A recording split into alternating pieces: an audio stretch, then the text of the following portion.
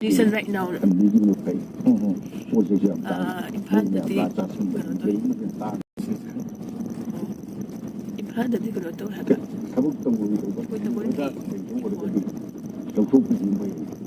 مكوي لك سلقي هنا لما نمشي أواب وياه أول ما وياه تبو سادة تقول أندريبا وده هذاك تاني وده هذاك مروي راديو تاتا كنا خلق بس زمان طبعا سودنا دوغا مروي بمسحاجي وينا أدوه مسمي سيناء تروي مروينا سينجسو لانجي تمر سين سامي كانغو سيدي مكوي가 핵 생나버기 باو أدوه حتى شنو بدنا توان بمقول ميشم لا تنوي كيوا قوات لا يبرو ليسين أهوني Google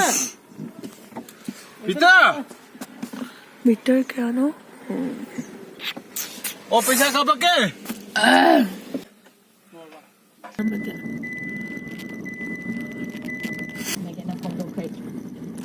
Manipur dum ban have it dum thong thing have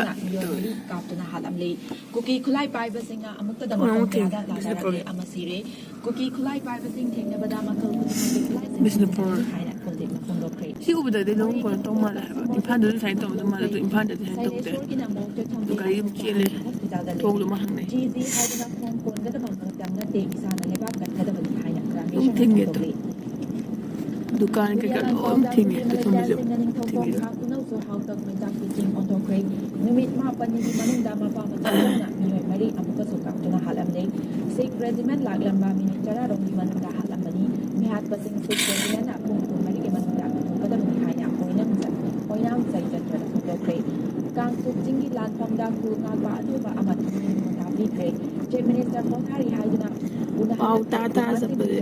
January tara ma man de Look shingoy. JSC ki ka ta na rakli ai na ito ni tina to da bali ai bu ha le singa lo to sa ai na Sangai Express da terrorist ni kong da mi mari kang suk da amaka na hat crate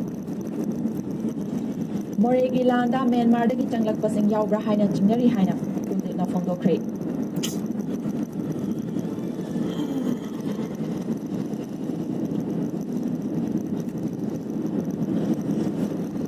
Good morning, Manipur. Me and Tabiri Bupun Makuk Nikatmi Tazidana Taram Nokchari, Housing Paus and Lukan Pitchery. Karisu talk the Nalay Pani Amadi Housing so, Karis sing at the number of Hawaii and Tokon Kakunogi, nearest in Kabak Sudan and Bani Hari, Lake Jabamari and Tokon Kakunogini, Lake Jabamari, Manunda Hana Pankiba Zakundi, Ring More from Trade, Gona Famba Adi local MLH Boyba Minister Govindas 1000 Gilunda, who sing the Hari Iraq Notoki Hari. Kangtuk Jingkondang Arang Amadinga Sigi Lona ba Hinda Kangpopi District Kanya ba Infal West District Kangtuk Jingkondang Kangpopi District may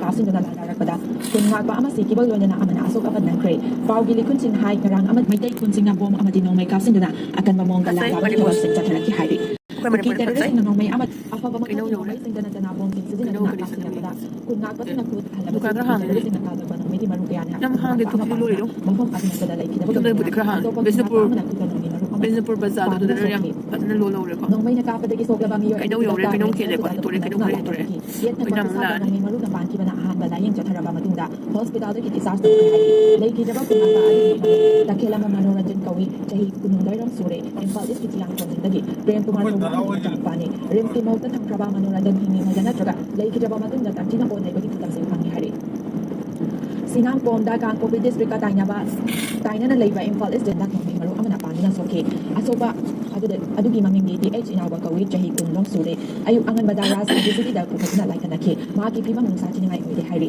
thodok adu dam ha ka puna kuna mina wala dum hang ki bet charu ki try to pray tanya ba Infal is district antro assembly constituency ki manu kan ba ma ko dam ko sa ko ba tumu ko yang ko na sa ki ba ta iba nga ama ko ki terrorist na sinta ta ka thara ki ba aduna moisi handakti yamu yamde ne ene khambada sini ga khara oidaina tu ni ga yauri chini chani kun thama panai 239 okay ke 2000 na te 200 ne ba aduna yamde moisi ene khambada etulu yauri yamda ga su this is their right how the supreme court na the culture with the tawli have ahum le ne hoji ꯉꯁꯥꯏꯗꯣ ꯑꯗꯨꯝ ꯃꯦꯜ ꯑꯗꯒꯤ female ꯈꯜꯂꯦ ꯍꯥꯏꯕ ꯊꯥꯔꯠ gender ꯁꯨꯃꯥꯏꯅ ꯂꯩꯖꯕꯅꯦꯕ ꯑꯗꯨꯅ ꯃꯣꯏꯒꯤ ꯖꯦꯟꯗꯔꯁꯤ this is dear right ꯃꯣꯏ ꯑꯩ ꯐꯩꯌꯦꯅ ꯈꯜꯂꯤ ꯇꯧꯕꯇꯕꯨ ꯉꯁꯥꯏꯗꯨꯅꯤ ꯃꯣꯏꯁꯨ ꯑꯆꯧꯕ ꯃꯅꯤꯄꯨꯔꯒꯤ ꯄꯥꯔꯠ ꯑꯃꯅꯤ ꯑꯗꯨꯅ ꯏꯔꯥꯡ ꯃꯌꯥꯝꯁꯨ ꯃꯣꯏ ꯃꯇꯦꯡ ꯄꯥꯡꯉꯦ ꯂꯣꯏꯅ ꯂꯩꯕꯥꯛꯀꯤ ꯀꯔꯤꯒꯤ ꯑꯗꯨꯅ ꯏꯂꯦꯛꯁꯟꯗꯁꯨ ꯃꯣꯏꯅ ꯑꯐꯕ ꯃꯤ ꯁꯣꯏꯗꯅ ꯈꯜꯂꯛꯀꯅꯤ ꯍꯥꯏꯅ ꯑꯁꯥ ꯇꯧꯋꯦ ꯑꯩꯈꯣꯏꯅ ꯑꯗꯩ ꯑꯃꯅ ꯉꯁꯥꯏꯗ ꯑꯝꯇꯪ ꯍꯥꯞꯆꯒꯦ ꯏꯂꯦꯛꯁꯟꯒꯤꯗꯨꯗ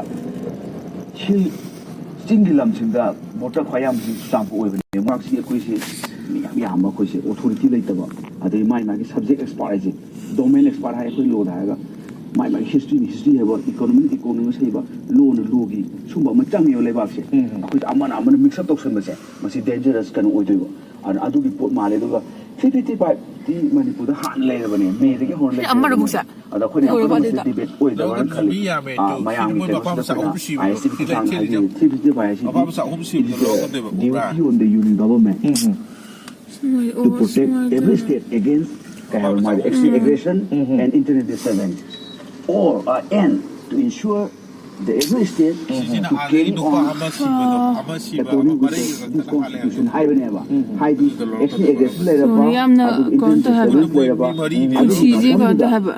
government state mating pang. Tawba mina maranai tajabi type tawle ha. Like miga khobdalaga satpa. Khoi joi thaba satne tra nungai ta puchi. Duty ni haibase.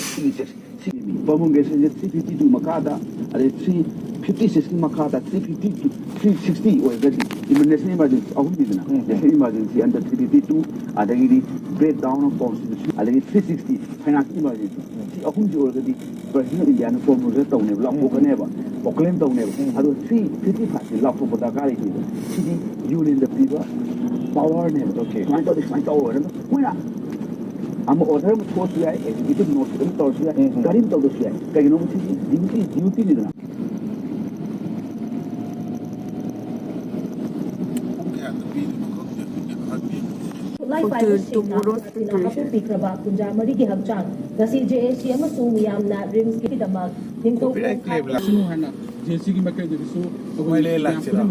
Kai ude kai le.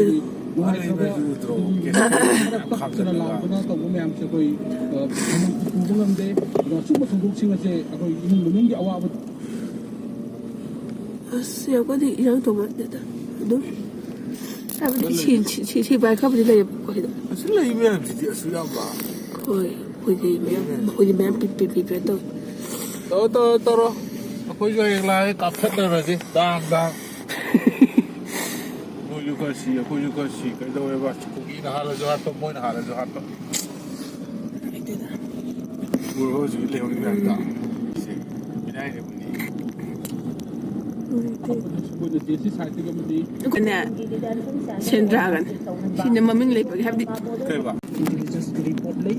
Hujik security force na kita ward sin ko license sin le high state police ke officer amana kongor ki adu sutare maramaduna security posting जे मुक्ता की बड़ा सुरेल मरिल दा यामना चावना truck की करवाट तौर ममियों कांगू अमा कासागी लखीमपुर फेरी खाता police वारे हरी ngarang aron bapaw mo pangbadagi Lakhimpur da nang nalakpa SDBO aman ka iba ipusing di Kaya di minus makakapo mamangda.